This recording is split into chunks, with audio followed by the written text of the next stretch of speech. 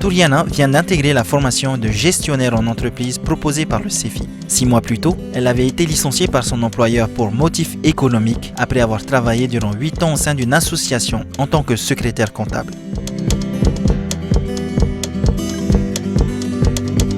Mais en intégrant la formation du CEFI, Touriana se rend compte de quelques anomalies dans sa procédure de licenciement. Face à ces interrogations, elle décide de rencontrer la direction du travail.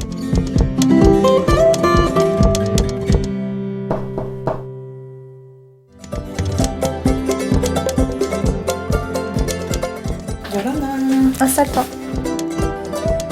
Aujourd'hui, je reçois Touriana qui vient se renseigner sur ses droits dans le cadre d'un licenciement économique.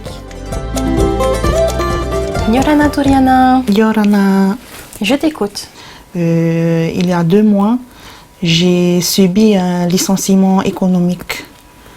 Donc, j'ai travaillé pour une association pendant 8 ans. Ok.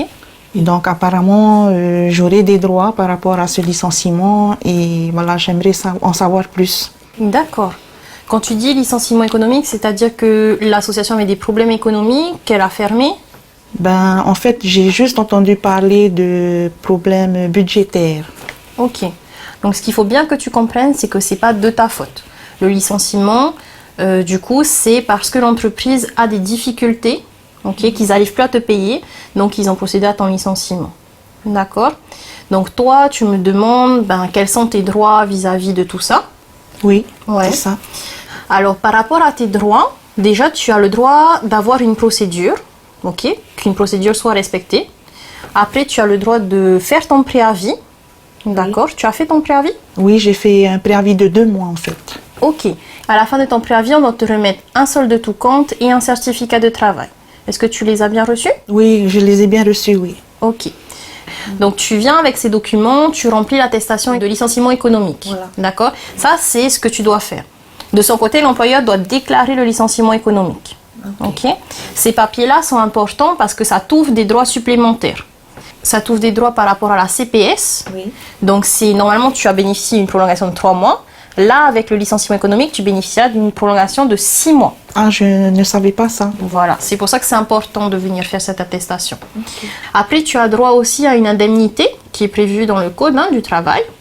Et enfin, tu as droit à être prioritaire dans les formations du CEFI. D'ailleurs, tu fais une formation? Oui, voilà, je suis en train de faire une formation actuellement pour ne pas rester à rien faire.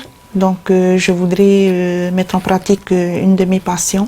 C'est super, du coup, tu as bien rebondi. Oui, c'est ça.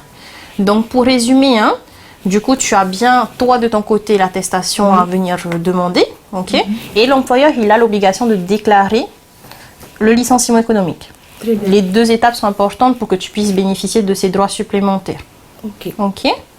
Tout ça, c'est la procédure pour un licenciement économique. Le licenciement pour motif économique. Lorsque l'entreprise connaît des difficultés économiques nécessitant de réduire son personnel, l'employeur peut licencier pour motif économique.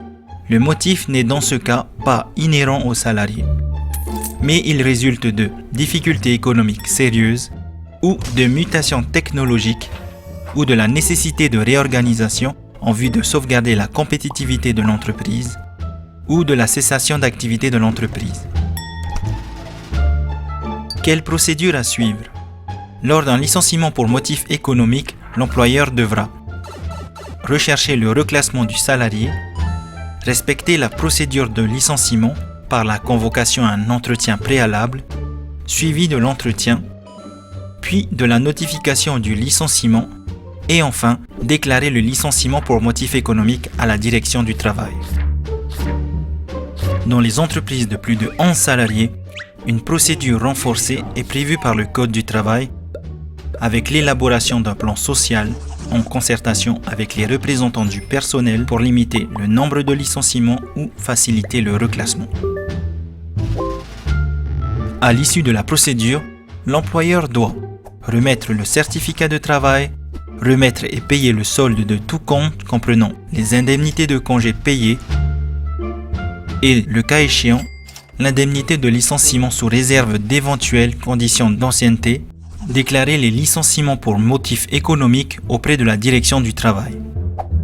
Pour sa part, le salarié licencié pour motif économique devra se rapprocher de la direction du travail pour obtenir son attestation de licenciement économique. Elle lui permettra de bénéficier d'une prorogation de sa couverture sociale et de la possibilité de bénéficier de mesures spécifiques auprès du CEFI. Pour plus d'informations, www.directiondutravail.gov.pf. Maintenant, je me lance dans mon projet.